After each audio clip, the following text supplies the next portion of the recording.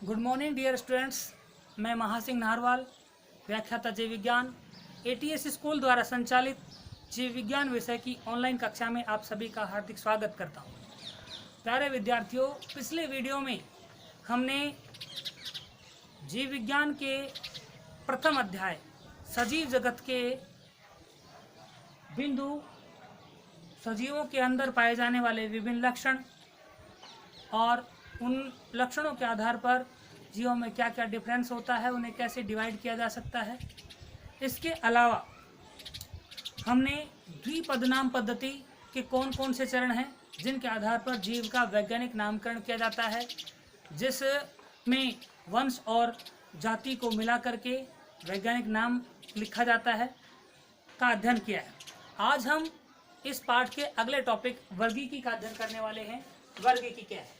वर्गीकी Greek भाषा के दो शब्द टैक्सिस और नोमोस से मिलकर बना है। यहाँ टैक्सिस का अर्थ होता है वर्गीकरण और नोमोस का मतलब होता है नियम, अर्थात वर्गीकरण के नियम, यानी पृथ्वी पर पाए जाने वाले जीवों का वर्गीकरण कुछ नियमों के आधार पर किया जाता है। उन नियमों का अध्ययन विज्ञान की जिस शाखा में किया जाता है वह है वर्गीकी यानी टैक्सोनॉमी कहलाती है।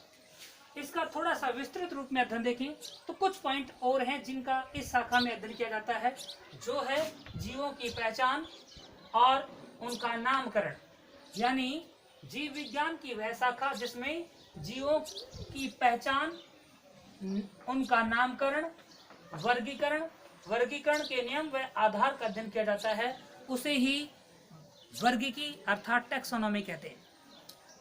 यहाँ वर्गीकी के कुछ आधार हैं जिनका यहाँ हम अध्ययन करेंगे। वर्गीकी के आधार में मुख्य रूप से पहला है जीवों के प्रमुख लक्षण, पहचानना, वर्गीकरण और नामकरण। आप जानते हैं कि पृथ्वी पर पाए जाने वाले जीवों के अनेक लक्षण होते हैं। उनमें से कुछ लक्षण ऐसे हैं जो लगभग सभी जीवों में पाए जाते हैं, वे उनके सामान्य लक्षण कहलाते हैं। लेकिन कुछ ऐसे विशिष्ट लक्षण होते हैं जो किसी जीव समूह में ही पाए जाते हैं, जिनके आधार पर उन्हें पहचाना जाता है। इस प्रकार से ये विशिष्ट लक्षण, जीवों के विशिष्ट जो लक्षण हैं उन्हें कुंजी लक्षण कहा जाता है।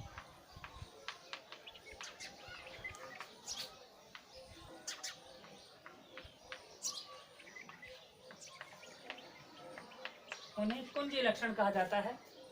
उसके बाद आता है नंबर 2, पहचानना। जीव का वह गुण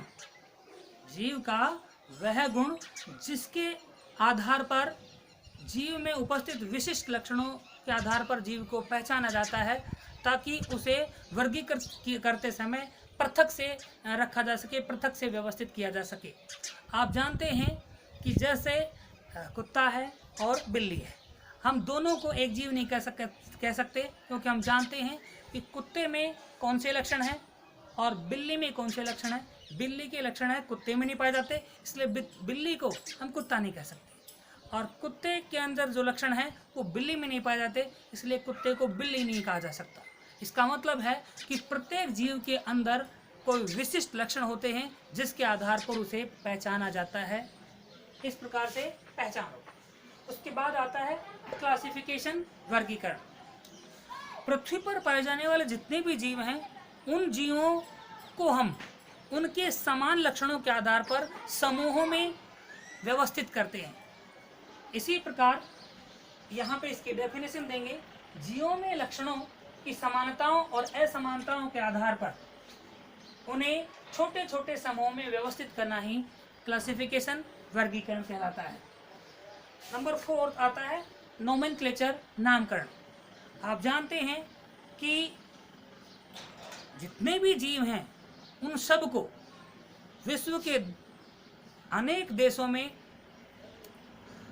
एक ही नाम से जाना जाए, इसकी आवश्यकता वैज्ञानिकों को महसूस की गई, क्योंकि कई जीवों को उनके स्थानीय नामों से जाना जाता है, लेकिन वैश्विक स्तर पर जब जीवों का अध्ययन किया जाए तो सभी देशों में उसे एक ही नाम से जाना जाए, इसके लिए एक वैज्ञानिक नाम की आवश्यकता हुई, एक मानक नाम की आवश्यकता हुई।